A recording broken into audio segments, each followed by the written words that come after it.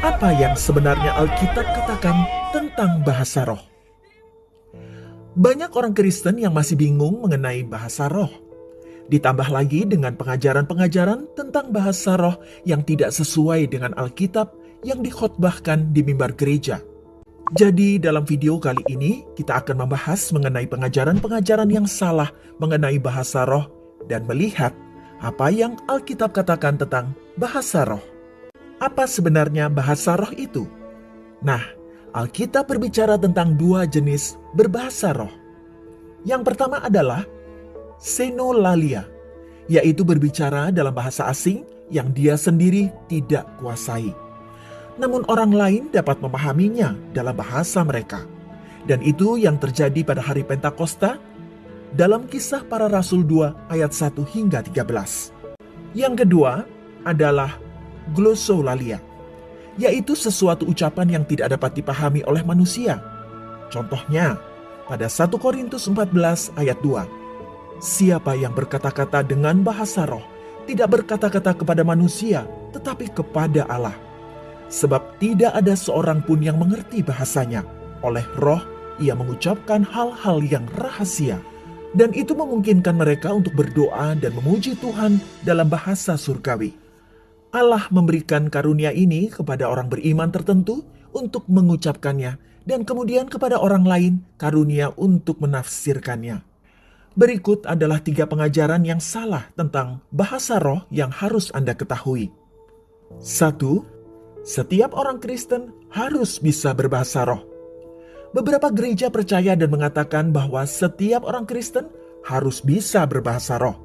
Itu ajaran yang menyimpang.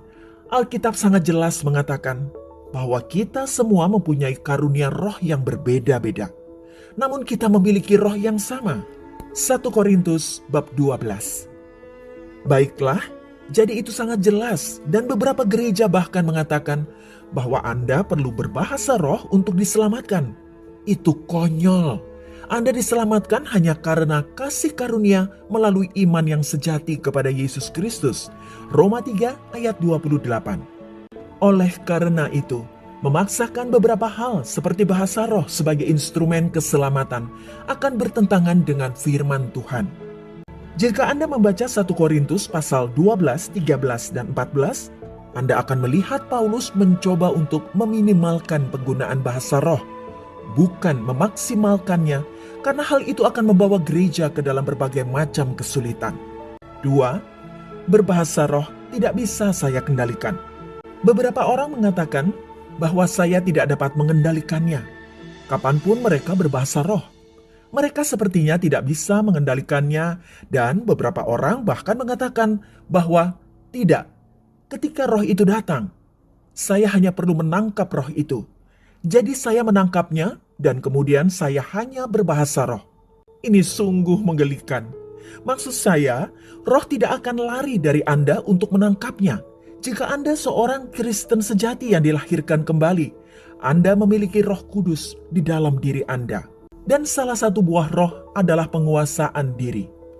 Anda bisa membacanya di Galatia 5 ayat 22 hingga 23. Tetapi buah roh ialah kasih, sukacita, damai sejahtera, kesabaran, kemurahan, kebaikan, kesetiaan, kelemah lembutan, penguasaan diri. Jadi, Anda memiliki pengendalian diri. Tuhan bukanlah Tuhan yang memiliki kekacauan seperti ini. Ada banyak gereja di mana jemaatnya tiba-tiba mulai berbahasa roh, saling berbalas, keras, dan kemudian tidak ada yang menafsirkannya. Pengkhotbah pun berkata-kata dalam bahasa roh, tetapi tidak seorang pun menafsirkannya. Jadi tidak ada yang tahu apa yang dia katakan atau apa yang dikatakan orang lain. Namun Alkitab sangat jelas, sehingga Anda harus menafsirkannya. Dan jika tidak, sebaiknya diam saja.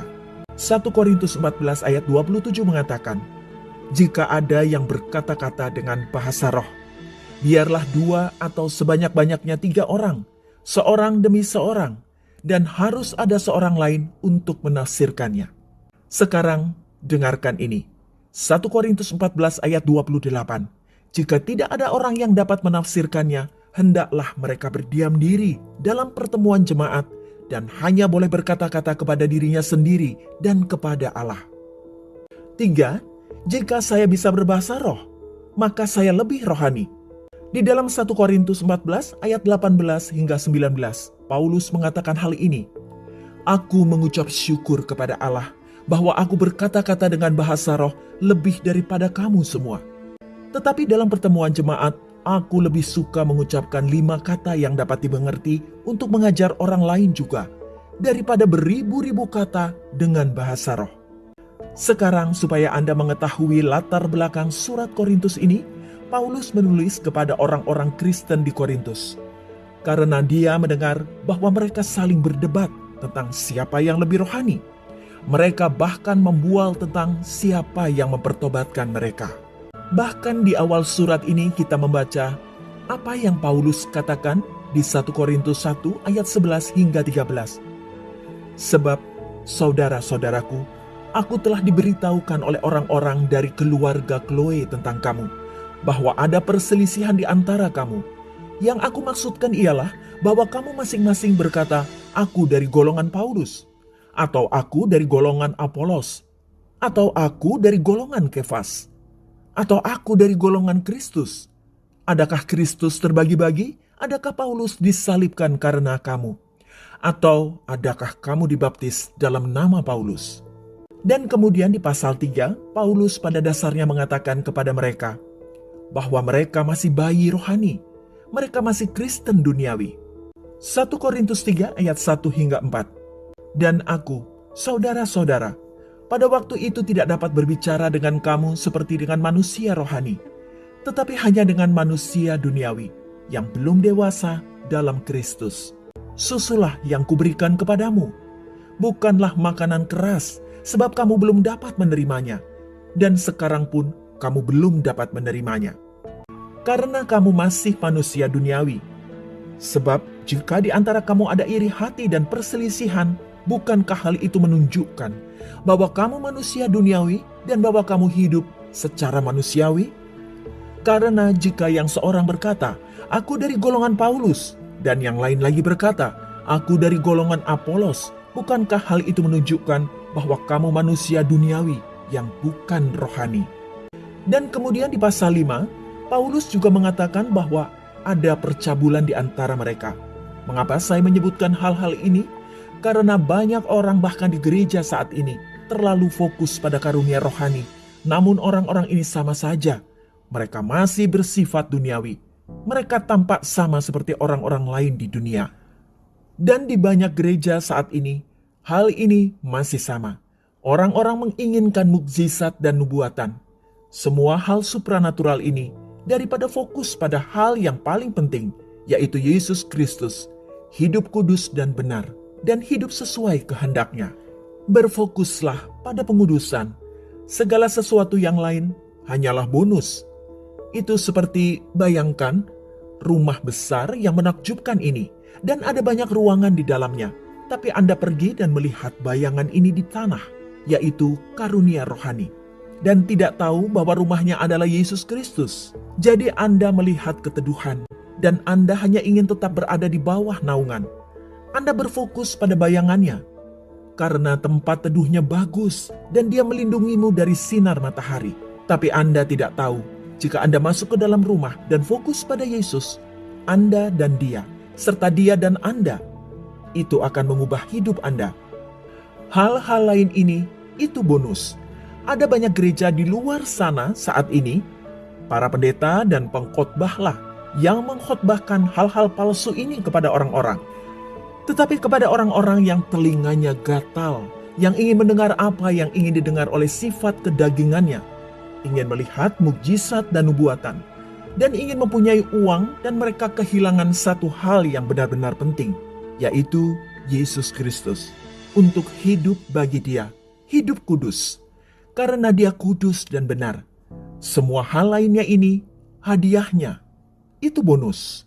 Anda juga perlu tahu tentang bahayanya iblis. Iblis meniru karunia Roh Kudus dan mereka melakukannya untuk menipu orang-orang Kristen. Mereka bahkan dapat melakukannya di gereja. Dan itulah alasan lain mengapa kita harus menafsirkan bahasa roh di dalam gereja. 1 Yohanes 4 ayat 1 hingga 3 berkata, "Saudara-saudaraku yang kekasih, janganlah percaya akan setiap roh, tetapi ujilah roh-roh itu, apakah mereka berasal dari Allah?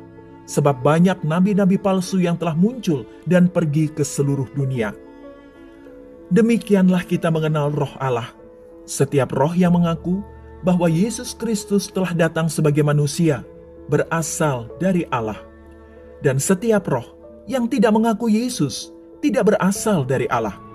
Roh itu adalah roh antikristus, dan tentang dia telah kamu dengar bahwa ia akan datang, dan sekarang ini ia sudah ada di dalam dunia. Jadi Anda tidak bisa mempercayai setiap roh. Anda harus mengujinya. Itulah yang dikatakan kitab suci. Dan izinkan saya memperjelas hal ini. Apa yang disebut sebagai mabuk roh atau gugur dalam roh bukanlah berasal dari Tuhan.